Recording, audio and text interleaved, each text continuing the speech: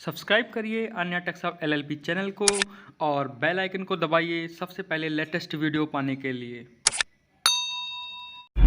हाय दोस्तों, मैं अनिल सिंह आज आपके सामने एक नई वीडियो लेकर आया हूं। इस वीडियो में मैं आपको बताऊंगा किस तरीके से जीएसटीआर 1 फाइल करते हैं। बेसिकली आप सभी यूजर्स को जीएसटीआर 1 फाइल करना बहुत अच्छे से आ भी गया होगा।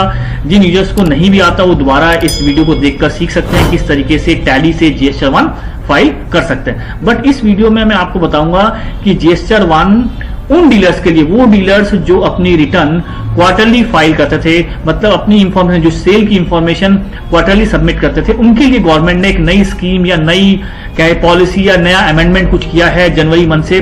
तो वो अब किस तरीके से अपनी जीएसटीआर 1 फाइल करें क्वार्टरली या मंथली, क्या कौन सा रूल फॉलो करें, उसके बारे में थोड़ा सा मैं आपको आज एक्सप्लेन करूंगा। क्योंकि मेरे पास बहुत सारी क्वेरीज आ रही है कि सर टैली से हमारा जीएसटीआर 1 नहीं फाइल हो रहा, ये एरर आ रहा है। उसको ध्यान रखते हुए मैंने आज ये वीडियो आप लोगों के लिए बनाया है। आइए दोस्तों, लेट्स स्टार्ट करते हैं कि इसको हम किस तरीके से जीएसटीआर 1 विदाउट एरर अपना प्रॉपरली टाइमली फाइल कर सके। आइए दोस्तों, तो पहले हम जानते हैं कि ये स्कीम है क्या, ये नोटिफिकेशन गवर्नमेंट ने इस नोटिफिकेशन में क्या दिया है, उसके बारे में थोड़ा सा ब्रीफ अंडरस्टैंड कर ले। इसमें जो रूल को कहा गया QRMP means quarterly return but monthly payment. थोड़ा सा दोस्तों ध्यान से अंडरस्टैंड करेगा। क्वार्टरली रिटर्न, यहां क्वार्टरली रिटर्न का मतलब है कि आप अपनी जीएसटीआर 1 क्वार्टरली इंफॉर्म करेंगे ही करेंगे, प्लस मंथली टैक्स तो पेमेंट करना ही। आप अर्लियर 3B मंथली फाइल करते थे, बट अब 3B मंथली नहीं फाइल करना, आपको पेमेंट मंथली करना है, बट 3B आपके एंड ऑफ द मंथ आपको ही सबमिट करनी है। इसमें है क्या, मैं आपको गाइड करता हूं। ये जो रूल है बेसिकली उन डीलर्स के लिए है जो अपना रिटर्न क्वार्टरली फाइल करते थे या अब तक वो मंथली फाइल करते थे, बट उनका टर्नओवर 5 करोड़ से नीचे है और वो सोच रहे हैं कि नहीं अब मैं भी अपनी रिटर्न क्वार्टरली सबमिट करूं। तो उसके लिए क्या है, गवर्नमेंट ने कहा कि आप अगर 31 जनवरी से अगर आपने अपनी पॉलिसी चेंज कर ली कि नहीं भाई मुझे अब क्वार्टरली रूल फॉलो करना है, मैं मंथली नहीं फाइल कर सकता हूं, कोई भी रीजन से हो सकता है, मेरे पास time lack of time, due to lack of time की वजह से। तो अगर आपने जनवरी में 31 जनवरी से पहले आपने स्कीम सेलेक्ट कर ली है तो उसमें गवर्नमेंट ने ड्यू डेट्स दी हैं। इस ड्यू डेट में क्या है, तो इसमें स्कीम में क्या है, गवर्नमेंट ने कहा है कि ठीक है आप जीएसटीआर 1 क्वार्टरली फाइल करिए, बट फाइल करने से एक नुकसान क्या होता था आपके कस्टमर को, आपके कस्टमर आपके बिल का इनपुट क्लेम नहीं ले पाते थे। रीजन क्यों, क्योंकि आप फाइल कर रहे हैं जीएसटीआर 1 आफ्टर 3 मंथ्स, बट जो आपका कस्टमर है वो एवरी मंथ अपनी रिटर्न फाइल कर रहा है और इस पॉइंट ऑफ व्यू से उसके 2A में आपकी सेल उसको व्यू नहीं हो पा रहा था। इसके वजह से क्या हुआ कि उनको इनपुट क्लेम आपके बिल का लेने में आफ्टर 3 मंथ्स वो क्लेम कर पाते थे, जिससे क्या हुआ उस मंथ में उन्होंने टैक्स की लायबिलिटी उन पे ज्यादा बर्डन था। तो इसको ध्यान में रखते हुए गवर्नमेंट ने कहा कि, और प्लस वर्किंग भी बहुत ज्यादा कि मेंटेन करके रखो किस बिल का इनपुट लिया किस बिल का इनपुट ना लिया। इसको ध्यान में रखते हुए गवर्नमेंट ने क्यूआरएमपी में एक स्कीम लॉन्च की, दैट इज कॉल्ड IFF। और ये स्कीम ऑप्शनल है, ये कोई मैंडेटरी नहीं कि आप एवरी मंथ गवर्नमेंट की साइट पे अपलोड करो, बट इसके अपलोड करने से सबसे बड़ा एडवांटेज क्या होगा कि आपके कस्टमर को आपके बिल का उसी मंथ में ITC क्लेम कर पाएंगे। सबसे बड़ा एडवांटेज होता क्या है, कई बार क्या होता है कस्टमर बोलता है नहीं सर आप क्वार्टर रिटर्न फाइल करते हो, मैं आपसे नहीं बाय करूंगा, मुझे तो मंथली टैक्स जमा करना पड़ता है। तो इस पॉइंट को ध्यान रखते हुए गवर्नमेंट, और बहुत सारे इश्यूज भी आ रहे थे मार्केट में कि मुझे क्लेम करना है, मैं 3 मंथ तक उस बिल का नोट करके रखूं, आफ्टर 3 मंथ्स वो पोर्टल पर आएगा तब मैं क्लेम करूंगा। इन सबको ध्यान में रखते हुए ये स्कीम आई है। तो IFF में क्या है कि जो पर्सन क्वार्टर रिटर्न फाइल करता था और प्लस जो पर्सन मंथली फाइल करते थे अब तक, बट वो अब वो चाह रहे हैं कि मैं मंथली फाइल करूं, क्यों, क्योंकि मेरा टर्नओवर बिलो 5 करोड़ है इसलिए। तो इसमें क्या है, स्कीम में ध्यान से देखिएगा कि अगर मैं क्वार्टर 4 की फाइनेंशियल ईयर 2021 का क्वार्टर 4 की रिटर्न मैं फाइल करना चाहता हूं, जिसमें पहला मंथ जो आएगा जनवरी। अब जनवरी का गवर्नमेंट ने कहा कि आप जनवरी का बिफोर 13 फरवरी आप अपनी सेल की इंफॉर्मेशन आप हमें हमारी पोर्टल पे अपलोड कर दी, जिससे क्या होगा कि आपके कस्टमर को सेम मंथ में ITC मिल जाएगा। बट ये ऑप्शनल है, अगर आप फाइल करना चाहते हैं तो 13 फरवरी से पहले फाइल कर दीजिए, अदरवाइज अगर 13 के बाद फाइल करेंगे तो फिर इस केस में आपके बिल का इनपुट आपके कस्टमर को उस मंथ में नहीं मिलेगा। तो ध्यान में रहे, अगर आप इस स्कीम फॉलो करते हैं तो प्लीज ड्यू डेट से पहले फाइल कर ले। और सेम इसी तरीके से फरवरी मंथ में जो सेल की है वो मार्च 13 तक है, और जो मार्च में सेल करेंगे उसकी ड्यू डेट है 13 अप्रैल 2021।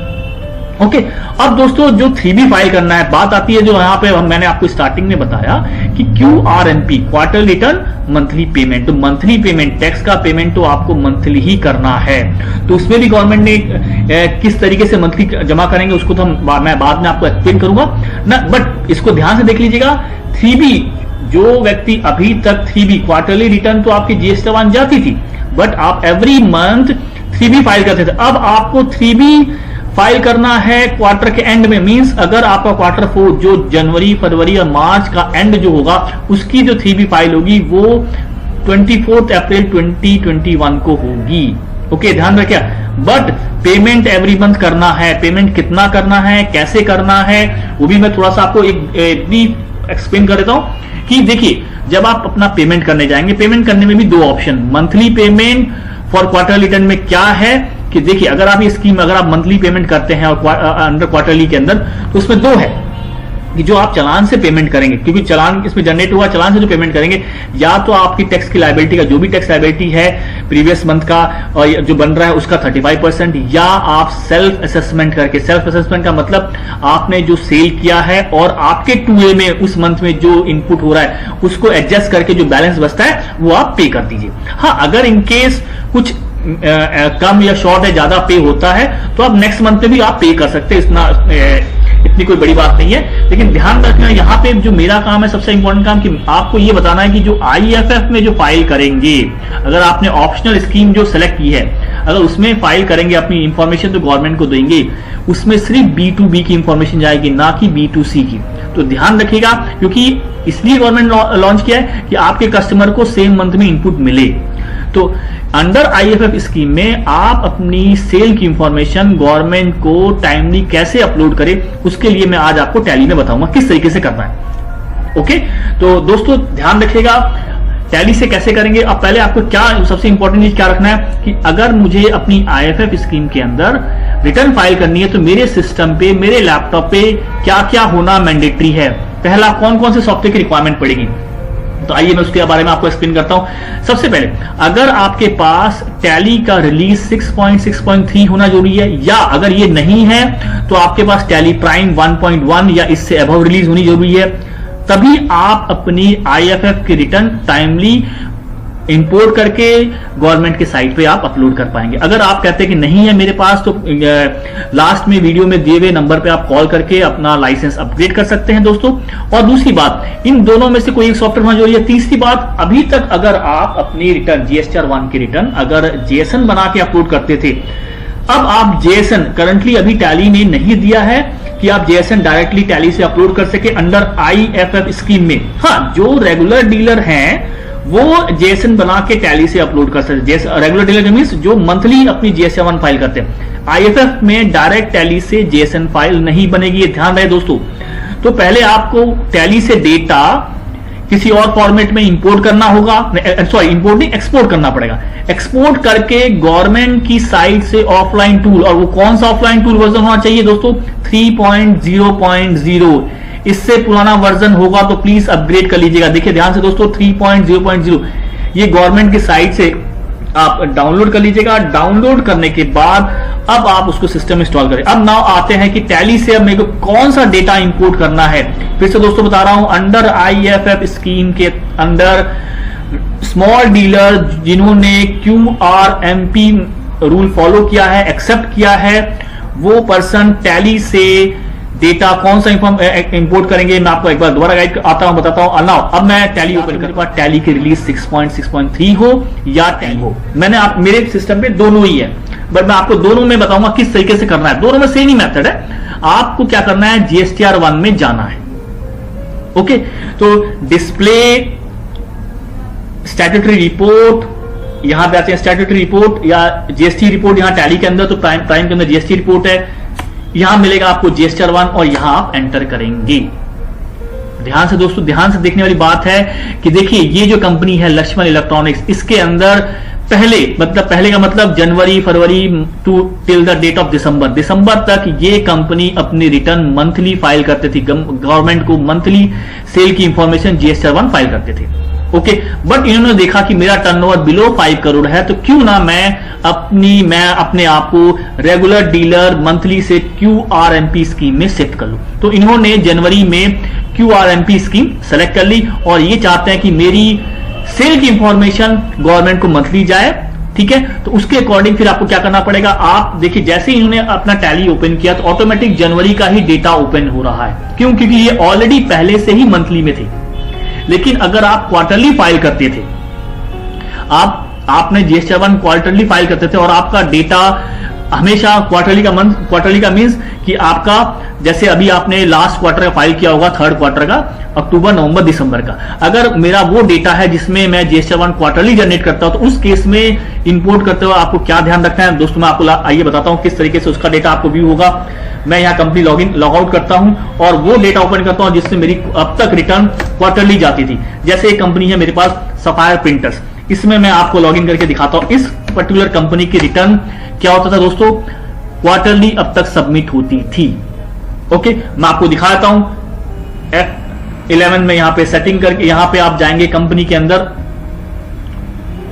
F11 और यहां पे आपको दिखेगा, देखिए और दोस्तों मैं आपको दिखाता हूं, आप चेक भी कर सकते हैं। यहां देखिए रेगुलर डीलर और यहां पहले से ही मतलब फाइनेंशियल ईयर 2021 से इनका क्वार्टरली स्कीम चल रहा था। यहां आप मंथली मत करिएगा, जो है वैसे रहने दीजिएगा। ओके दोस्तों, अब आप इसमें आके देखिए, जब आप इसमें जाते हैं डिस्प्ले, यहां पे GST रिपोर्ट और मैंने GSTR 1 ओपन किया। देखिए दोस्तों आपके सामने क्या ओपन हुआ, क्वार्टर थर्ड, बट मैंने स्कीम्स फॉलो किया, कौन सा, QRMP। अंडर दिस स्कीम मैं फॉलो कर रहा हूं कि मुझे अपनी सेल की इंफॉर्मेशन मंथली देनी है, वो भी कौन सी इंफॉर्मेशन, ओनली B2B की, नॉट B2C की और ना ही एक्सपोर्ट। सिर्फ ये इंफॉर्मेशन जाएगी गवर्नमेंट के पास, क्रेडिट नोट की जाएगी, इसके अलावा कोई और इंफॉर्मेशन और कोई एडजस्टमेंट है तो वही जाएगा, अदरवाइज बाकी इंफॉर्मेशन आपको क्वार्टर एंड में ही देना है, ये ध्यान रखिएगा। ओके दोस्तों, अब मैं क्या करूं इस केस में, बिफोर इंपोर्ट आप क्या करेंगे, यहां पे ऑल्ट F2 प्रेस करके अब मैंने क्या किया, जनवरी मंथ यहां पे सेलेक्ट कर लिया। ओके, अब मेरी जनवरी मंथ की ये रिपोर्ट B2B की यहां पे आ गई। देखिए दोस्तों यहां पे एक्सपोर्ट की है, ये एक्सपोर्ट की इंफॉर्मेशन नहीं जाएगी क्योंकि गवर्नमेंट ने सिर्फ B2B की इंफॉर्मेशन मांगी है आप लोगों से अंडर IFF स्कीम में। ओके दोस्तों, अब इसको करना क्या है, इसको करने के लिए साइड में आपके पास बटन आएगा, यहां पे आएगा आपको एक्सपोर्ट, यहां साइड में टॉप में आएगा, ऊपर यहां शॉर्टकट की यहां दिया हुआ टैली प्राइम के अंदर, और यहां पे ई रिटर्न में आप जाएंगे।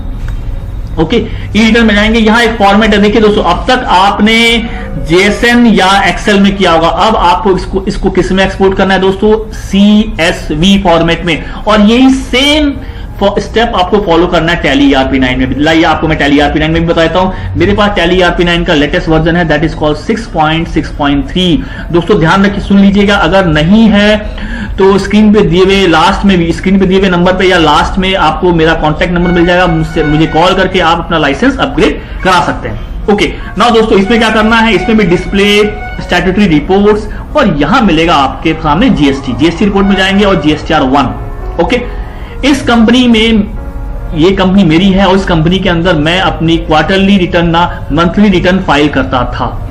मैंने सोचा कि मैं अब जनवरी से QRMP स्कीम फॉलो करूंगा, तो उस केस में अब मेरे पास, हाँ ठीक है, क्यों इसमें तो ऑटोमेटिक देखिए जनवरी आ रहा है, क्यों, क्योंकि मेरा पहले से ही मंथली GSTR 1 की स्कीम चली आ रही है, बट मैं जनवरी मंथ और या ऑनवर्ड मैं क्वार्टरली स्कीम फॉलो करना चाहता हूं। तो उस केस में अब मैं डेटा कैसे एक्सपोर्ट करूं, मैं करूंगा एक्सपोर्ट GSTR 1 पे जाऊंगा, यहां भी सेम CSV फॉर्मेट आएगा, मैं इसको अपने एक फोल्डर में एक्सपोर्ट कर। दोस्तों ध्यान रखिएगा, काम प्रॉपर तरीके से करिएगा कि आपने डेटा क्या एक्सपोर्ट किया था, तो आप एक सिस्टम में आप एक पर्टिकुलर उस मंथ का फोल्डर बना लीजिएगा। मैंने जैसे बना रखा है, मैंने यहां फरवरी मंथ का बनाया, इस लोकेशन पे यहां से मैंने पाथ कॉपी किया और टैली ERP9 में मैंने यहां पे टाइप कर दिया। मैंने यहां पे बात पेस्ट किया, पेस्ट करने के बाद मैंने यहां पे इसको क्या किया, ये मैंने एक्सपोर्ट कर दिया। देखिए दोस्तों उस लोकेशन पे ये सारी फाइलें वहां पे एक्सपोर्ट हो जाएंगी टैली से। मैं आपको दोस्तों दिखाता हूं, मैंने जैसे यहां पे एक्सपोर्ट किया, चाहे ये सेम यही मेथड आपका टैली प्राइम में भी है, यही मेथड टैली ERP9 में। देखिए दोस्तों ये सारी फाइलें इंपोर्ट हो गई। देखिए बट मुझे क्या करना है, ये सारी फाइलों का इंफॉर्मेशन मुझे गवर्नमेंट को नहीं देना, मुझे सिर्फ इसमें 2 फाइलें B2B और debit note and credit note, वो भी रजिस्टर्ड पर्सन का, नॉन रजिस्टर्ड का या लार्ज स्केल को आपने सेल किया उसका रिटर्न आया नहीं, सिर्फ B2B रजिस्टर्ड पर्सन का ही, जिसको आपने B2B का सेल इनवाइस काटा होगा या उनको कोई डेबिट नोट या क्रेडिट नोट। तो ध्यान रखिए इस बात का, कोई भी मिस्टेक आप दूसरी इंफॉर्मेशन अपलोड करने की कोशिश करेंगे वो नहीं होगी। ओके, ये आपने क्या किया दोस्तों, CSV फाइल फॉर्मेट में आपने डेटा टैली से आपने यहां पे एक्सपोर्ट कर लिया। एक्सपोर्ट करने के बाद अब आपका नेक्स्ट स्टेप क्या होगा, नेक्स्ट स्टेप आप गवर्नमेंट की साइट से जो सॉफ्टवेयर आपने डाउनलोड किया होगा वर्जन 3.0.0 उसमें लॉगिन करेंगे। आइए दोस्तों उसको कैसे लॉगिन करते हैं वो भी आपको बताता हूं। ओके, अब सभी सॉफ्टवेयर को आप मिनिमाइज करेंगे अपने स्क्रीन पे। मिनिमाइज करने के बाद आप क्या करेंगे, उस सॉफ्टवेयर में लॉगिन करेंगे। देखिए दोस्तों मेरे पास है GST ऑफलाइन टूल, इस पे क्लिक करेंगे, क्लिक करते ही ये आपका ओपन हो जाएगा। देखिए दोस्तों यहां ऊपर ही दिखा रहा है goods and service tax offline tool version 3.0। इससे पुराना वर्जन होगा तो वो फॉर्मेट, वो फाइल से अगर आप JSON कन्वर्ट करेंगे तो वो एक्सेप्ट नहीं करेगा गवर्नमेंट की साइट में। ओके, नाउ मैंने इसको जूम कर लिया। अब यहां पे ऑप्शन आ रहा है अपलोड न्यू इनवॉइस, इसमें मैं क्या करूंगा, न्यू पे क्लिक करूंगा। न्यू पे क्लिक करते ही ये इंफॉर्मेशन आपके सामने, ये एक स्क्रीन खुल जाएगा, स्क्रीन पे कुछ इंफॉर्मेशन दी होगी। यहां पे GST1 अंडर आई या /IFF, मैं अगर रेगुलर डीलर हूं तो GST1, अगर मैं क्वार्टरली रिटर्न फाइल कर रहा हूं तो मेरे लिए IFF। ठीक है, यहां पे मेरा GST नंबर, तो मैं क्या करूंगा, टैली से अपना GST नंबर देखिए मैं यहां से कॉपी कर लेता हूं, बहुत इजी होगा क्योंकि मुझे अपना GST नंबर याद नहीं रहता, क्योंकि मेरे बहुत सारे क्लाइंट्स हैं, किसका किसका याद रखूं। लो दोस्तों मैंने यहां से कॉपी किया और इस सॉफ्टवेयर में जाके यहां पे मैंने पेस्ट कर दिया। पेस्ट करने के बाद कौन सा फाइनेंशियल ईयर 2021, मेरा मंथ है जनवरी, मंथ की मेरी IFF रिटर्न जा रही है। SEZ टैक्स पेयर नो, मैं यहां क्या करूंगा, यहां पे नो करूंगा। हाँ यहां आ रहा है इस tax payer quarterly filer, yes मैं क्वार्टरली फाइलर हूं, मैं अपना 3B क्वार्टरली, यहां GST1 की बात नहीं रही, ये जो QRMB का मतलब है 3B की बात हो रही है, नॉट GST1, 3B की बात हो रही है, 3B और GST1। हाँ क्वार्टरली में 3B और GST1 दोनों ही आफ्टर 3 मंथ फाइल होगी, बट मेरी मर्जी है कि मैं अपनी सेल की इंफॉर्मेशन मंथली फाइल करूंगा अंडर IFF। तो मैं यहां पे इसको क्या करूंगा, इसको यहां पे यस कर दूंगा। यस करने के बाद इसको मैं प्रोसीड करूंगा। प्रोसीड करने के बाद स्क्रीन पे यस का ऑप्शन आएगा, यहां पे मैंने क्लिक किया। क्लिक करने का अभी तक दोस्तों आप यहां पे क्लिक करते थे इंपोर्ट फाइल, सेम अभी दोबारा अगेन इंपोर्ट फाइल पे क्लिक करेंगे, यहां आता है इंपोर्ट एक्सेल।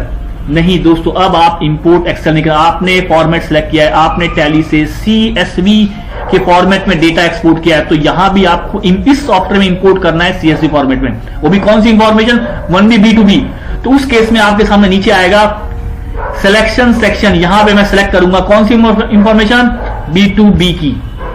ओके, और यहां देखिए आ गया इंपोर्ट CSV, यहां पे मैं क्लिक करूंगा। क्लिक करने के बाद मैं क्या करूंगा, यहां पे जनवरी मंथ की अपनी B2B की इंफॉर्मेशन, नॉट मुझे जनवरी की फाइल करनी है तो जनवरी की मंथ की मैं यहां पे क्या करूंगा, इसको सेलेक्ट करूंगा। सेलेक्ट करने के बाद ध्यान रहे कि B2B की जो इंफॉर्मेशन है वो मेरे GST नंबर का होना चाहिए, तो मैं यहां पे चेक कर लूंगा क्या वो मेरे GST नंबर का नहीं, ये किसी और कस्टमर का है। तो मैं अपना वो डेटा ओपन कर लेता हूं, जिस ड्राइव में मैंने टैली से एक्सपोर्ट किया था, जिस लोकेशन पे मैं वहां चला जाता हूं।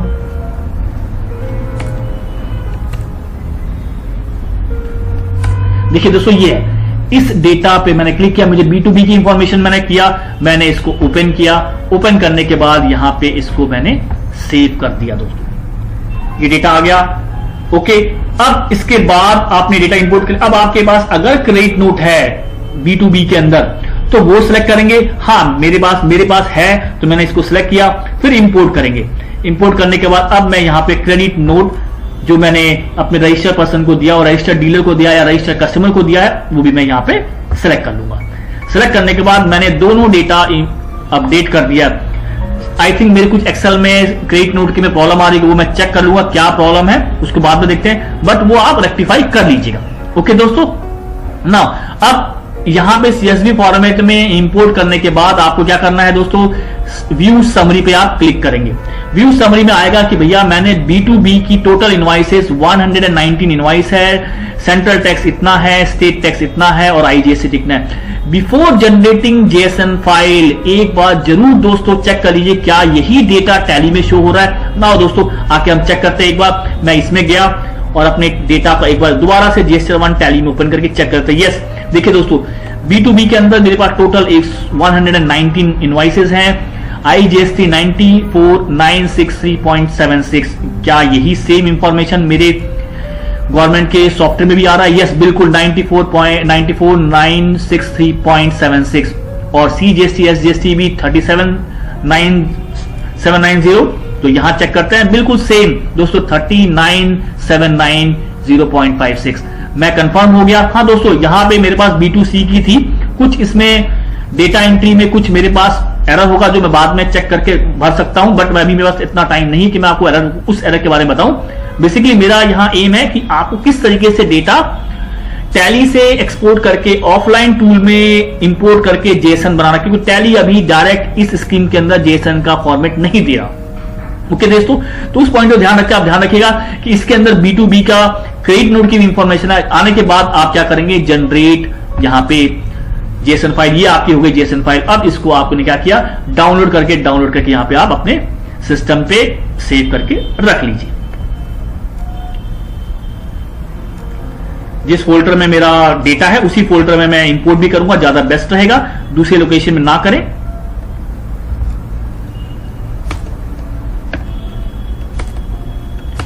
तो मैंने इसी लोकेशन से डेटा इंपोर्ट किया था, इसी लोकेशन पे मैं अपनी JSON फाइल को यहां पे सेव कर दूंगा। अब दोस्तों मेरा टास्क हो गया। अब आपको मालूम है कि JSON फाइल साइट पे कैसे अपलोड होती है। सेम प्रोसेस गवर्नमेंट की साइट पे आप जाइएगा, गवर्नमेंट की साइट पे जाने के बाद यहां लॉगिन करिएगा। लॉगिन करने के बाद मैं आपको दिखाता हूं लॉगिन करिएगा। मैं एक कस्टमर का GST नंबर से लॉगिन कर लेता हूं।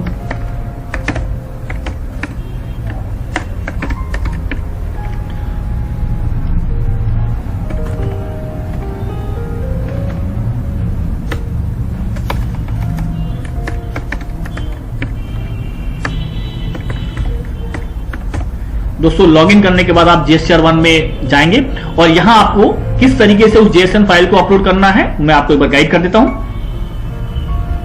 ओके, अगर आपने डायरेक्ट टैली से एक्सेल में डेटा इंपोर्ट करके और JSON बनाएंगे, या डायरेक्ट JSON से आप डेटा मतलब टैली से डायरेक्ट JSON बना के, अगर आप IFF स्कीम फॉलो करते हैं और डायरेक्ट टैली से JSON बना के अपलोड करते हैं, तो आप जब डेटा अपलोड करेंगे वहां एक एरर भी आएगा। आपको एरर के बारे में बताता हूं। इस तरह का एक एरर आएगा, आप दिखाता हूं आपको दोस्तों। इस तरह का एरर कि भाई आपने JSON बनाया हो डायरेक्ट टैली से या डायरेक्ट टैली से एक्सेल कन्वर्ट करके JSON बनाया हो, तो उस केस में ये एरर आपके सिस्टम पे डेफिनेटली शो करेगा जब आप गवर्नमेंट की साइट पे JSON पोर्टल पे डेटा अपलोड करें। इस तरह का एरर आएगा। तो ये एरर ना आए तो ही मैंने आपको बताया कि आप पहले डेटा CSV में एक्सपोर्ट करेंगे, B2B सारी CSV में डेटा इंपोर्ट करेगा, और गवर्नमेंट के ऑफलाइन टूल में B2B की इंफॉर्मेशन इंपोर्ट करेंगे, और क्रेडिट नोट और डेबिट नोट के only related with sales, not export, ना कि कोई B2C की इंफॉर्मेशन आपको इंफॉर्मेशन को, क्योंकि ये IFF only for your registered customer के लिए है, क्योंकि आप चाहते हो कि आपकी सेल का बिल का इनपुट क्लेम आपका कस्टमर उस मंथ में सेम मंथ में कर सके। ओके दोस्तों, आइए दोस्तों अब देखिए हम इसको कैसे करते हैं। मैंने गवर्नमेंट की साइट पे मैं आ गया, मैंने लॉगिन किया। बेसिकली मैंने इस कस्टमर का रिटर्न ऑलरेडी मैं जनवरी मंथ का फाइल कर चुका हूं, लेकिन आपको मैं दिखा देता हूं। अगर मान लीजिए फरवरी मंथ में आप करने जाएंगे या जनवरी में करना, तो किस तरह का स्क्रीन आपके सामने खुलेगा। यहां पे आप जाते हैं और ये भी ध्यान रखिएगा कि आपने मान लीजिए सपोज मैंने इस मंथ में इस क्वार्टर में मैंने क्वार्टरली स्कीम QRMP स्कीम या IFF स्कीम फॉलो कर लिया है, तो आपको रेगुलर जनवरी फरवरी मार्च का IFF या QRMP के इस अकॉर्डिंग ही आपको अपना सिस्टम फॉलो करना है। अब अगर आप चेंज करना चाहते हैं तो नेक्स्ट क्वार्टर से आप चेंज कर सकते हैं। ऐसा नहीं कि आपने एक बार फॉलो कर लिया तो चेंज नहीं कर सकते, वो आप कुछ भी चेंजेस करना है तो नेक्स्ट क्वार्टर से। ओके दोस्तों, तो मैं आपको जनवरी का, देखिए दोस्तों मैं जनवरी का तो फाइल कर चुका हूं, आपको दिखाता हूं। अब मैं आपको फरवरी का फाइल करने की, यहां पर आ रहा है ऑप्शन, क्या ऑप्शन आ रहा है कि invoice furnishing facilities optional. Okay, but मैं इस कस्टमर का फाइल कर चुका हूं, बट आपको मैं दिखा देता हूं कैसे फाइल होगा। फरवरी में जाएंगे, यहाँ पे मैंने उस मंथ का, बट अभी फरवरी आया, फरवरी की ड्यू डेट आई नहीं है, बट मैं आपको दिखा देता हूं। लॉगिन करके यहां सर्च में गए और यहां आ रहा देखिए प्रिपेयर ऑफलाइन, यहां पे मैं क्लिक करूंगा। क्लिक करने के बाद ये जेएसएन फाइल यहां पे सिलेक्ट करके, चूज फाइल को सिलेक्ट करके जेएसएन फाइल मैं यहां पे मैं आपका सिलेक्ट कर लूंगा। यहां जाएंगे और जहां पे मैंने सेव किया था वो लोकेशन पे मैं फोल्डर ओपन कर लूंगा। फोल्डर ओपन करने के बाद मैं अपनी जेएसएन फाइल को सिलेक्ट करके, ये मेरा जेएसएन फाइल, इसको यहां क्लिक करके ओपन पे क्लिक कर दूंगा, मेरी जेएसएन फाइल यहां पे अपलोड हो जाएगी। और साइड में लास्ट में कॉलम अंडर प्रोसेस या इन प्रोसेस आएगा। अगर कोई एरर आता है तो प्लीज स्क्रीन के लास्ट में दिए हुए नंबर पे मुझे कॉल कर लीजिए, मैं आपकी उसमें गाइड कर दूंगा, मैं आपकी हेल्प कर दूंगा। ओके दोस्तों, तो दोस्तों अब मैं अगर और भी इसके बारे में कुछ जानना हो, कोई डाउट हो या कुछ आप एरर फेस कर रहे हैं तो दिए गए नंबर पे मुझे कॉल करिए दोस्तों। ओके, धन्यवाद, बाय दोस्तों।